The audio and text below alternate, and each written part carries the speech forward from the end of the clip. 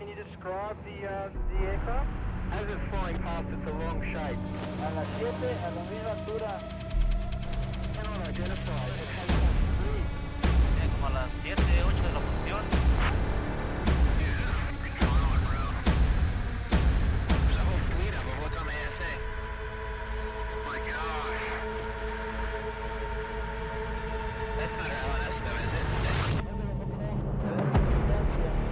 ¿Por qué nos viene siguiendo?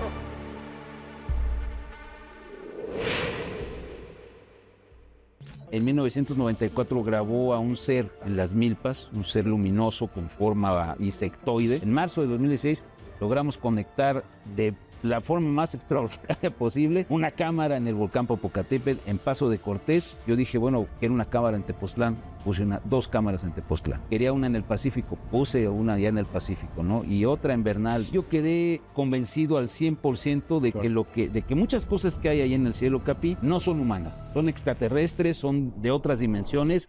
Hola, ¿cómo están? Soy Julio Darwish, soy piloto comercial, tengo más de 17,000 horas de vuelo y he volado en diversas partes del mundo. Normalmente cuando vamos en los aeropuertos, mucha gente nos pregunta, capitán, ¿usted ha visto algún ovni o algo que no sepa identificar? La respuesta es que sí, y no soy el único.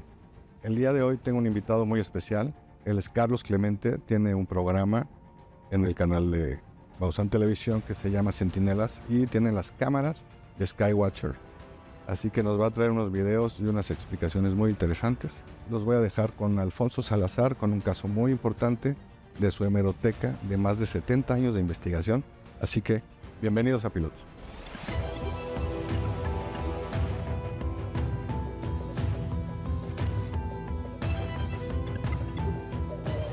Este caso sucedió cerca de la Ciudad de México el 14 de octubre del año de 1954.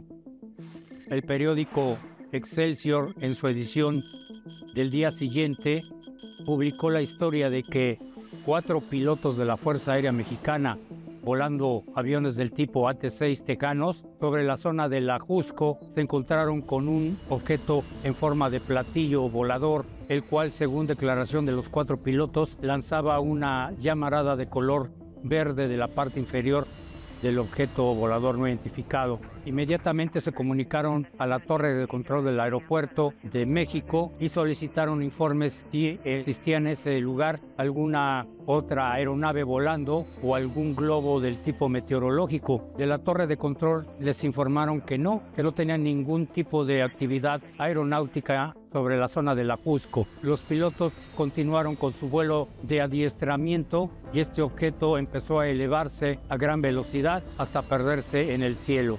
Lo interesante de este caso es que fue dado a conocer por al menos 2 periódicos en México. Este caso queda como otro encuentro de aviones militares mexicanos con objetos voladores no identificados sobre el espacio aéreo mexicano. ¿Cómo están? Soy Julio Darwish, bienvenidos a Pilotos. Hoy tengo el gran honor y pude conseguir esta entrevista con mucho trabajo. Tengo a Carlos Clemente, de Skywatchers, del programa Centinelas. Y pues gracias a Carlos por estar aquí con nosotros. Bienvenido. No, muchas gracias, Capi Darwish, es un honor. Y pues además somos amigos, ¿no? Somos amigos y hemos tenido la oportunidad de convivir en algunas experiencias y todavía lo que nos falta, y pues la verdad es que pues algo vamos a platicar aquí. Me invitaste para algo, no sé qué todavía, pero vamos a platicar, vamos a ver. Bueno, primero, que nos cuentes un poquito de ti. ¿Cómo fue que empezaste en todo esto? Pocas veces me lo han preguntado.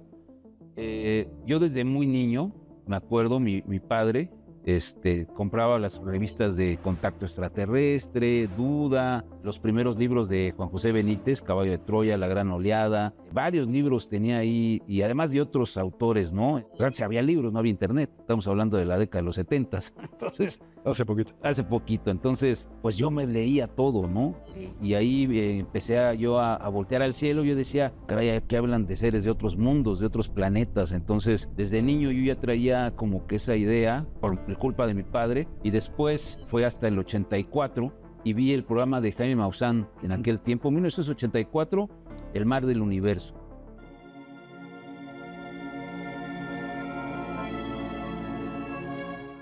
Este es el caso de un campesino suizo, Eduard Billy Meyer, y su sorprendente contacto con seres venidos de otros planetas. Este caso fue cuidadosamente estudiado por el equipo de 60 Minutos y resulta tan sorprendente como fascinante. Maussan presentaba los ovnis de Billy Meyer y la historia de este contactado.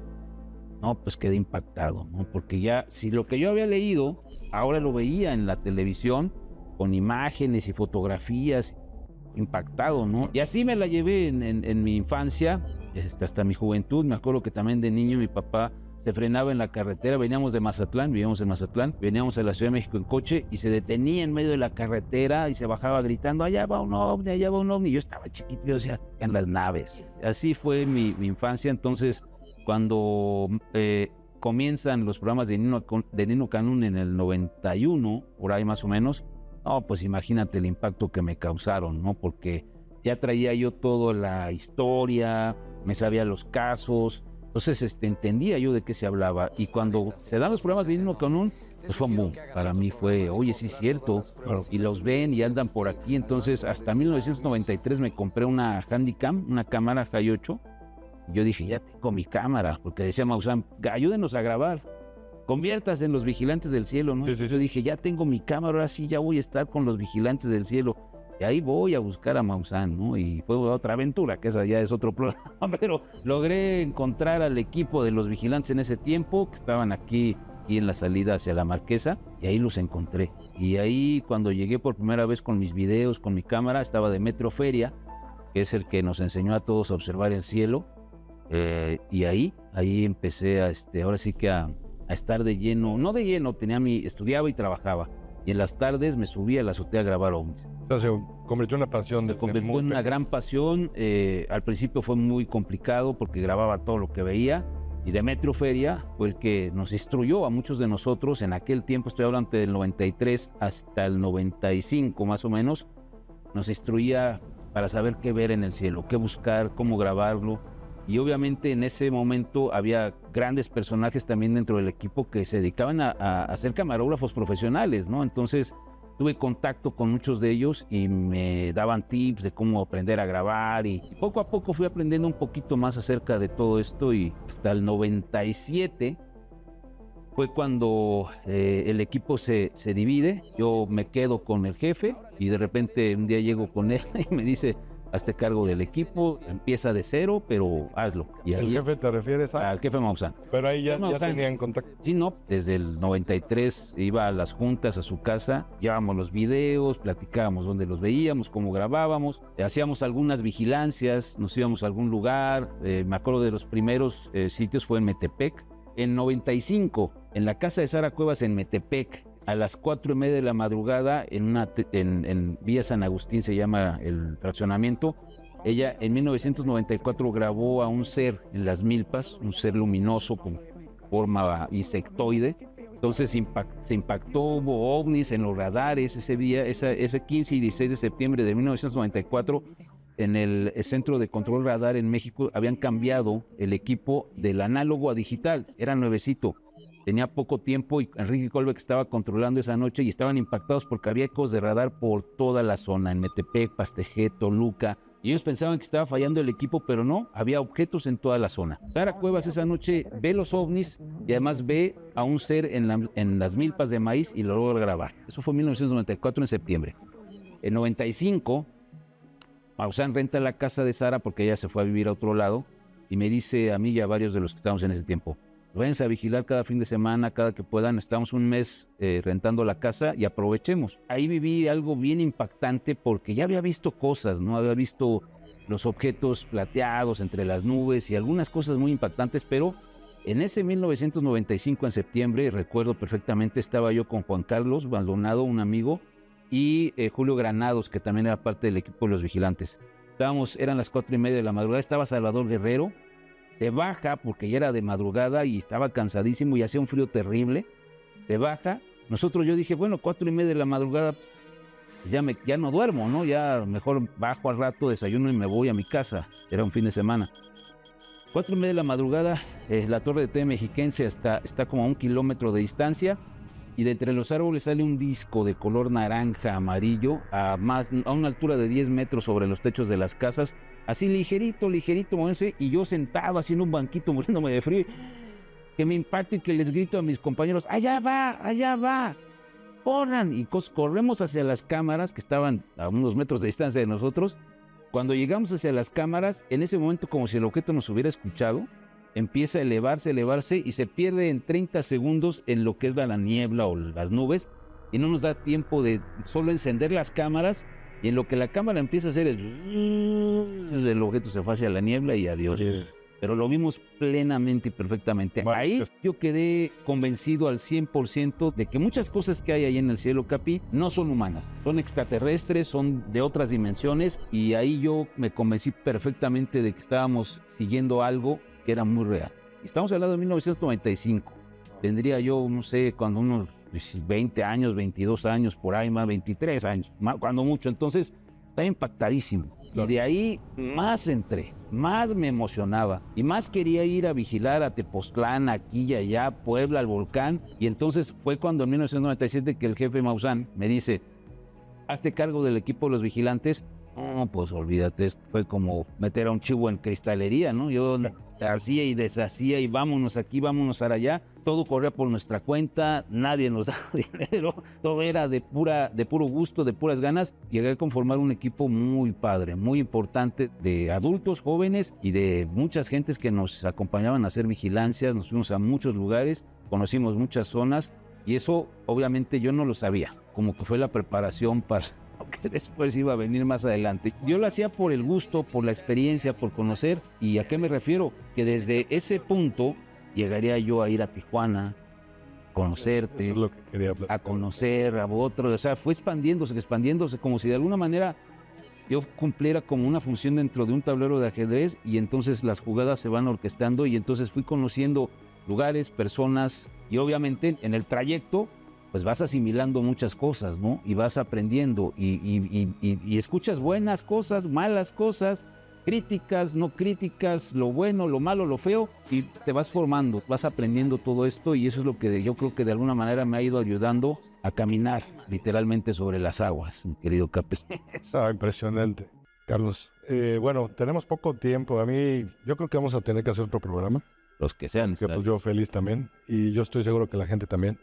Pero bueno, te quiero comentar, los pilotos, los que vivimos en Tijuana y hacemos la aproximación de Pan de Cada Día en Tijuana, muchos me reportan unas luces, las luces famosas. Las del Pacífico. Del Pacífico. Yo tengo controversias y lo comento aquí porque digo que son bengalas militares, también hay reflejos satelitales, pero también hay unas que no sabemos explicar. Ustedes tienen un proyecto muy importante, ¿nos puedes platicar un poco? Y por supuesto, la zona de la frontera norte de México con Estados Unidos juega un papel importante en la investigación, porque desde 1999, la verdad, comenzó a generarse en el equipo de investigación un interés importante por lo que ocurre allá, porque en una conferencia del señor Maussan, al salir se encuentra con Raúl Fabricio, Lamoni González y Salvador Villanueva, y lo detienen, le dicen, queremos hablar con usted. Tuvimos en 1997 el encuentro con seres extraterrestres en un ejido aquí cerca de la zona de La Rumorosa. Maussan les dijo, pues platíquenme, ¿cómo que unos extraterrestres? Y empieza el relato, y la que se subieron al árbol, al encino, y los seres los tocaron, y impactante, ¿no? El evento. Y entonces eso fue en 97. En 99, Maussan me dice, acompáñame, vas a ir a Tijuana, llegas allá. Me fui solo, por primera vez a Tijuana, iba yo de camarógrafo y de expedicionario con él. Llego, ni siquiera saqué mis cosas de la camioneta, nos fuimos al supermercado a comprar los víveres. Yo ahí entendí que íbamos a ir a acampar, y dije, bueno, ni hablar. Pasamos la noche en Tijuana y al siguiente día nos estábamos internando en el ejido Guadalajara 2. Esa noche, sin pretenderlo, Capi, vivimos el señor Maussan, el guía Daniel, Raúl Fabricio, Lamoni González y Salvador Villanueva y tu servidor, una de las experiencias más impactantes de mi vida y de la vida de todos nosotros. Los seres luminosos ahí en el desierto. En este momento estamos viendo un objeto rojizo que desafortunadamente no alcanza a captar la cámara. Estamos tratando, parece estar por debajo de las nubes, demostraría que no se trata de una estrella. Parece tener un movimiento ligero, de ida y vuelta hacia la izquierda y la derecha. Ahí Tijuana se convirtió para el jefe Maussan en un punto clave para la investigación, porque no solamente era lo que le habían platicado estos jóvenes, ya él y tu servidor habíamos sido testigos también de un evento extraordinario. Había seres en esta zona, eran extraterrestres, dimensionales, no sé, pero estaba clarísimo. Entonces, a partir de esa situación hubo un gran interés por estar yendo a esta zona, y de ahí hasta el 2007, 2008 comenzamos a darnos cuenta de que hay el fenómeno de las llamadas luces del Pacífico. Es complicado porque a veces hay bengalas, a veces hay cosas ahí raras que hay que analizar, pero había en el fondo algo muy importante. Y eso me orilló a mí, que ya venía yo con anticipación, colocando cámaras de vigilancia en los puntos importantes de avistamientos ovnis. ¿Cómo llego a ese punto? En el volcán Popocatépetl siempre recurríamos a las cámaras de Senapred o de Webcams de México que están viendo el volcán porque hace erupción y entonces le avisan a la población que aguas, está teniendo una actividad del volcán y tienen que irse y además ver las erupciones. Y en esas imágenes se captaban ovnis. Entonces para nosotros era estar buscando y teníamos imágenes de lo que ocurría ahí, y ahí yo dije, bueno, las cámaras no son de buena calidad, no están enfocadas al fenómeno, no hacen zoom. En un momento, ¿qué pasaría si estamos viendo el cráter así bien cerquita? Podemos ver que salen o que entran. Entonces, en el año 2016, logro, junto con algunos compañeros, contactar a una persona que vendía cámaras y que nos brindaban esa posibilidad de poner equipos en esta zona y estar observando el volcán, imagínate. Y además proyectarla para todos nosotros y buscar ovnis a través de estos equipos. En marzo de 2016, conectar de la forma más extraordinaria posible una cámara en el volcán Popocatépetl en Paso de Cortés a 6 kilómetros de distancia. Hay unas imágenes impresionantes. A la investigación con este proyecto le dimos una gran oportunidad. La verdad, una gran oportunidad. Sigue Webcams y Senapred siguen ofreciendo imágenes también del volcán y ahí se ven ovnis. Pero nuestra cámara ha generado imágenes en mejor calidad y en mayor cantidad. Y entonces ahí fue cuando yo dije, no puedo estar yendo al volcán todo el tiempo. Acá, ¿no? Hace mucho frío y además pues todo el tiempo ahí está muy complicado. Ya hasta me hacían burla, ¿no? Sí. Vamos a construir ahí un lugar. Pues estábamos hablando de las cámaras, de todo el proyecto, y está muy interesante porque pues ustedes también nos han pedido poner una cámara. Sí. Te decía yo antes del corte que pues la experiencia del volcán Popocatépetl de colocar ahí no solamente una, ahora ya tenemos más equipos, es debido a que no puedes estar en todos los lugares, ¿no? Eso es lo que siempre nos limitaba, ¿no? Yo quería estar yendo a un lugar, a otro, y pues conoces gente, conocí a ti, conocí a muchas personas, los lugares, pero no puedes hacerlo todo el tiempo, ¿no? Entonces, y los proyectos que tenemos pues cada vez nos anclan más. Entonces yo dije, bueno, quiero una cámara en Tepoztlán, puse dos cámaras en Tepoztlán.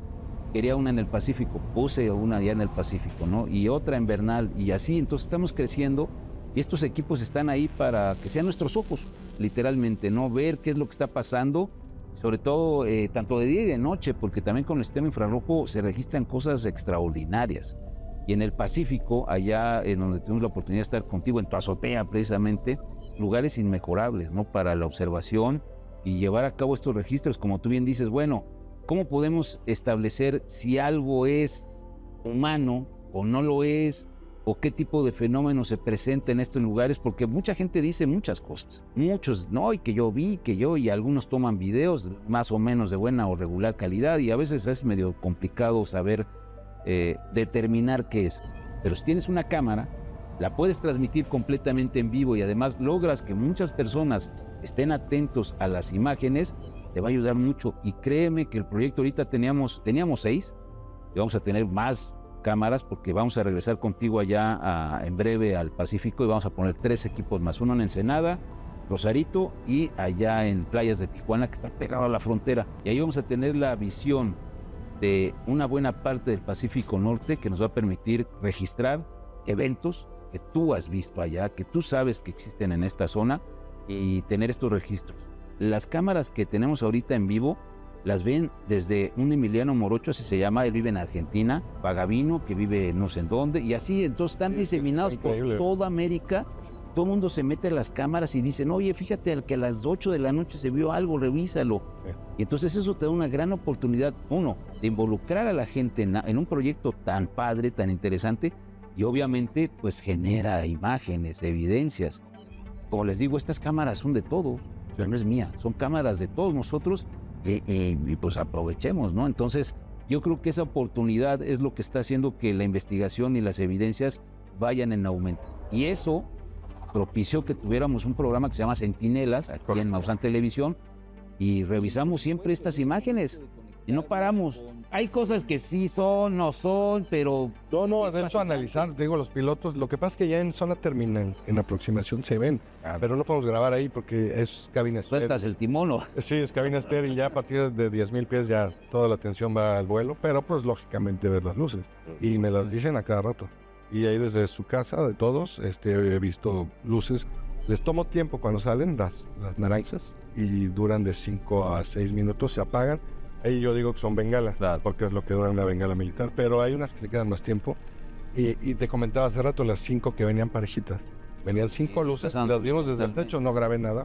Lamentablemente yo hubiera tenido la cámara, pero bueno, llegaron y se empezaron a ir hacia abajo, de una velocidad impresionante. Eso me hubiera encantado tenerlo grabado, así que pues gracias. Ya nada más nos vamos a ponerlas en un ratito y listo, ¿no? Ahí te estamos esperando. Las evidencias finalmente son para todos. Eso nos ha permitido tener buenos proyectos. Este es uno muy bueno. Te repito, sigo saliendo, obviamente, porque tengo que ir contigo, tenemos que ir a dar mantenimiento a las cámaras y ir creciendo.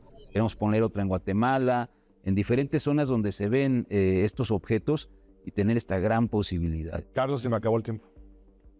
¿Vamos a hacer otro programa? Claro que sí, Capi. Porque te quiero preguntar varias cosas más y estoy seguro que a la gente le va a interesar. A la orden. Que quedamos pendientes. A la orden, estamos aquí siempre, ya sabes, gracias. Bueno, termina el programa de hoy en Pilotos. Continuamos después con Carlos Clemente. Muchas gracias.